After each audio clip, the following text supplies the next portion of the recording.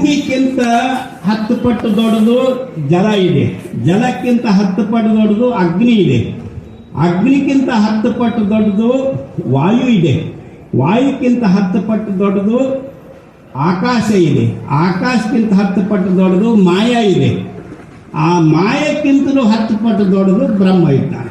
ಆ ಪರಮಾತ್ಮ ಲಿಂಗ ಶಬ್ದ, ನೀವು ಯಾವುದೇ ಶಬ್ದದಿಂದ ಪರಮಾತ್ಮ ಹೆಸರಿಟ್ಟು ಕರಿಬಹುದು. ಅದಕ್ಕೆ ಆ ಸಂದರ್ಭಾನುಸಾರಿಗೆ ಅದಕ್ಕೆ ಲಕ್ಷಣ ಕೊಟ್ಟಿದ್ದಾರೆ. ಈಗ ಪರಮಾತ್ಮ ಬ್ರಹ್ಮ ಅಂದರು. ಬ್ರಹ್ಮ ಅಂದರೆ ಒಬ್ಬ ಜಾತಿಗೆ ಮೀಸಲಾಗಿರ್ತಕ್ಕಂಥ ಶಬ್ದಗಳು ಅಂತ ಅರ್ಥ ಅಲ್ಲ. ಅದ್ರ ಗುಣವಿಶೇಷಣದಿಂದ ಪಾರಿಭಾಷಿಕ ಶಬ್ದದಿಂದ ಆ ಶಬ್ದಗಳಿಗೆ ನಾವು ಅರ್ಥ ಮಾಡ್ಕೋಬೇಕು. ಇಲ್ಲಿ ಬೃಹತ್ವಾದ್ ಬ್ರಹ್ಮ ಇತ್ಯುಚ್ಯತೆ, ಯಾವುದು ಎಲ್ಲಕ್ಕಿಂತ ದೊಡ್ಡದಿದೆಯೋ ಅದಕ್ಕಿಂತ ಯಾವುದು ದೊಡ್ಡದಿಲ್ಲವೋ ಅದಕ್ಕೆ ಬ್ರಹ್ಮ ಅಂತ ಹೇಳುತ್ತಾರೆ. ಇನ್ನು ಆ ಪರಮಾತ್ಮಗೆ ಲಿಂಗ ಅಂತ ಕರೆದ್ರು.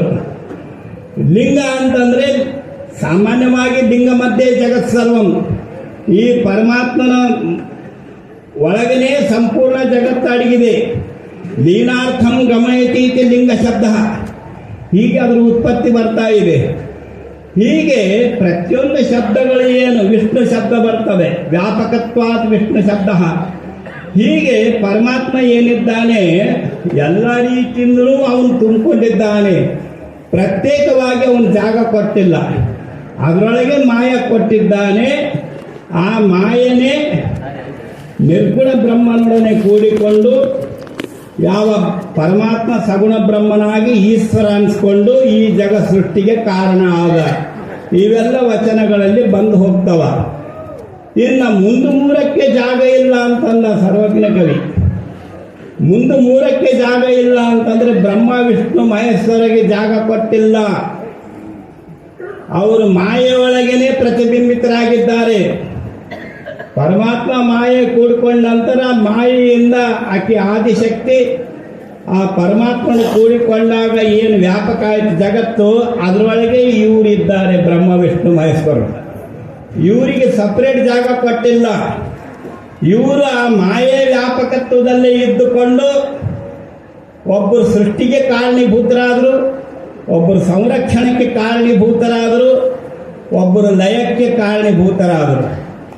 ಹೀಗೆ 3 ಅಕ್ಷರ ಮೂವರಾದಳು, ಅರ್ಧಾಕ್ಷರ ಈಶ್ವರಾದಳು, ಶೂನ್ಯಾಕ್ಷರವೇ ಸಾಕ್ಷಾತ್ಕಾರ ತಾನಾದಳು ಅಂತ ದೇವಿ ಮಹಾತ್ಮೆಯಲ್ಲಿ ಚಿದಾನಂದ ಅವಧೂತರು ಸ್ಪಷ್ಟವಾಗಿ ಹೇಳಿದ್ದಾರೆ. ಆದ್ದರಿಂದ ಇಲ್ಲಿ ಮುಂದೆ 3ಕ್ಕೆ ಜಾಗ ಇಲ್ಲ. ಇನ್ನು 4ಕ್ಕೆ ಹಿಂದಿಲ್ಲ ಮುಂದಿಲ್ಲ ಸರ್ವಜ್ಞ ಅಂದ. 4ಕ್ಕೆ ಅಂದರೆ ಈ ವೇದಗಳು, ಇವು 4 ವೇದಗಳು. ಇವು ಪರಮಾತ್ಮ ನೋಡೇ ಇಲ್ಲ, ಸುಮ್ಮನೆ ಹೊಗಳ್ತಾವ. ಪರಮಾತ್ಮ ನೋಡೇ ಇಲ್ಲ ಇವು. ತ್ವಮೇವ ಪ್ರತ್ಯಕ್ಷಂ ಬ್ರಹ್ಮಾಸಿ ತ್ವಮೇವ ಪ್ರತ್ಯಕ್ಷಂ ಬ್ರಹ್ಮ ವದಿಷ್ಯಾಮಿ ಋತಂ ವದಿಷ್ಯಾಮಿ ಸತ್ಯಂ ವದಿಷ್ಯಾಮಿ. ಇವೇನು ಪರಮಾತ್ಮ ನೋಡೇನೆ? ಇವೆಲ್ಲ ಅಪರಾವಿದ್ಯೆಗಳು. ಪರಾವಿದ್ಯೆ ಯಾವುದು? ಶ್ರೇಯಶ್ಚ. ಪ್ರೇಯಶ್ಚ ಏನಾದ ಅಪರಾವಿದ್ಯೆಗಳು. ಅದು ನಾಳೆ ಆ ವಿಷಯ ಬರ್ತದೆ. ಅದ್ರ ಬಗ್ಗೆ ಅದು ಶ್ರೇಯಸ್ ಯಾವುದು ಪ್ರೇಯಸ್ ಯಾವುದು ಅಂತಕ್ಕಂಥ ಬಗ್ಗೆ ಬಂದಾಗ ವೇದಗಳು ಹಿಡ್ಕೊಂಡೇ ಎಲ್ಲ 64 ವಿದ್ಯೆಗಳು ಅಪರಾವಿದ್ಯೆಗಳು.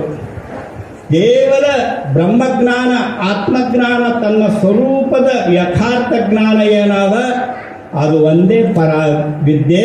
ಅದರಿಂದ ನಾವು ಶ್ರೇಯಸ್ ಪಡಿಬೇಕು.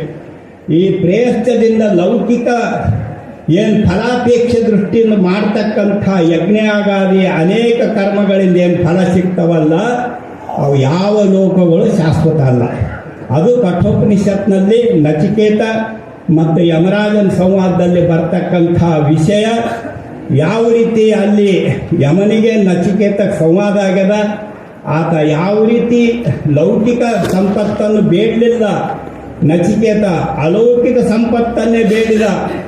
ನೋಡ್ರಿ, ಆ ತಂದೆಯ ಸಂಸ್ಕಾರ, ಅವನೇ ಮಗನಿಗೆ ಜೀವಂತ ಸ್ವರ್ಗ ಕಳಿಸ್ತಾನ. ಆ ವಿಷಯ ನಾಳೆಗೆ ಮಾತಾಡೋಣ ಅಂತ ನಮ್ಗೆ ಕೊಟ್ಟಿದ್ದ ಸಮಯ ಆಯಿತು. ಅದಕ್ಕಾಗಿ ಮುಂದೆ 3ಕ್ಕೆ ಜಾಗಿಲ್ಲ, 4ಕ್ಕೆ ಹಿಂದಿಲ್ಲ ಮುಂದಿಲ್ಲ ಸರ್ವಜ್ಞ. ಈ ವೇದಗಳು ಏನು ಪರಮಾತ್ಮ ಹೊಗಳ್ತಾವಲ್ಲ ಇವು ಪರಮಾತ್ಮ ನೋಡೇ ಇಲ್ಲ. ಆದರೆ ಪರಮಾತ್ಮಗೆ ನಾವು ಯಾವ ರೀತಿ ನೋಡ್ಬೇಕಂದ್ರೆ ಅಂತರಾತ್ಮ ಒಳಗಡೆ ನೋಡ್ಕೋಬೇಕು. ಒಳಗಡೆ ಪರಮಾತ್ಮ ಕಾಣ್ತಾನೆ, ಹೊರಗೆ ಹುಡುಕಿದ್ರೆ ಕಾಣುವುದಿಲ್ಲ. ನನ್ನೊಳಗೆ ನಾ ತಿಳ್ಕೊಂಡೆ, ನನಗೆ ಬೇಕಾದ ಗಂಡನ ಮಾಡಿಕೊಂಡೆ ಅನ್ನೋ ಹಾಗೆ ಎಲ್ಲಿ ಹಾನ ಪರಮಾತ್ಮ, ಎಲ್ಲಿ ಹಾನ ಬಲ್ಲಂತ ಮಹಾತ್ಮರ ಬಲ್ಯಾನ, ಬಲ್ಲಂತ ಶರಣರಲ್ಲೇ ಪರಮಾತ್ಮ ಹಾನ. ಅಲ್ಲೇ ನೀನು ಗುರುವಿನ ಹತ್ರ ಹೋಗಿ ಅಲ್ಲಿ ಶಿಷ್ಯತ್ವ ಸ್ವೀಕಾರ ಮಾಡಿಕೊಂಡು ಆಪ್ತಾಂಗ ಸ್ಥಾನ ಸದ್ಭಾವ ಅಂತಕ್ಕಂಥ ಚತುರ್ವಿಧ ಸೇವೆಗಳನ್ನು ಮಾಡಿ ನೀನು ಆತ್ಮಜ್ಞಾನ ಪಡೆಯುವುದೇ ವೇದಾಂತದ ಸಾರ. ಅದ್ರ ಸಲುವಾಗಿ ಈ ವೇದಾಂತ ಸಂಸ್ಕೃತದಲ್ಲಿ ಇರೋದರಿಂದ ಅದು ಕಠಿಣ ಆಗ್ತದೆ ಅಂತ ತಿಳ್ಕೊಂಡು ಅನೇಕ ಮಹಾತ್ಮರು, ನಿಜಗುಣ ಶಿವಯೋಗಿಗಳು, ಬಸವಾದಿ ಶರಣರು ನಮಗೆ ಬಹಳ ಸರಳವಾಗಿ ವಚನಗಳು ಕೊಟ್ಟಿದ್ದಾರೆ. ಆ ವಚನಗಳನ್ನು ನಾವು ಸರಿಯಾಗಿ ಅಭ್ಯಾಸ ಮಾಡಿಕೊಂಡ್ರೆ ಸಂಸ್ಕೃತದ ಅವಶ್ಯಕತೆ ಇಲ್ಲ. ನಮ್ಗೆ ಯಾವ ಭಾಷೆ ಬರ್ತದೆ ಆ ಭಾಷೆಯಲ್ಲಿ ನಾವು ಆತ್ಮಜ್ಞಾನ ತಿಳ್ಕೊಂಡ್ರೆ ಸಾಕು, ನಾವು ಧನ್ಯರಾಗ್ತೀವಿ.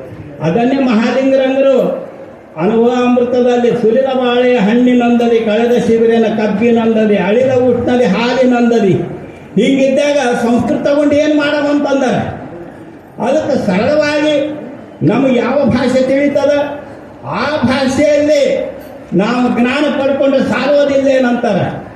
ಅನುಭವನೇ ಅಮೃತತ್ವ, ವಿದ್ಯೆಯ ಅಮೃತ ಮಶ್ನುತೆ. ನಾವು ವಿದ್ಯೆಯಿಂದ ಅಮೃತತ್ವವನ್ನು ಪಡೆಯುತ್ತೇವೆ. ಅಂತ ಅಮೃತತ್ವ ಯಾವ ಶರಣರ ವಚನಗಳಲ್ಲಿ ಸರಿಯಾಗಿ ಹೇಳಿದ್ದಾರೆ. ಅದನ್ನು ನಾವು ಅನುಸರಿಸಿ ಆ ವಚನಗಳಂತೆ ಆತ್ಮಜ್ಞಾನ ಪಡ್ಕೊಂಡು ಅದೇ ಅನುಭವ ಸ್ಥಿತಿಯಲ್ಲಿದ್ದಾಗ ಅವನು ಜೀವನ್ಮುಕ್ತ ಪಡ್ಕೊತಾನೆ. ನಂತರ ವಿಧೇಯ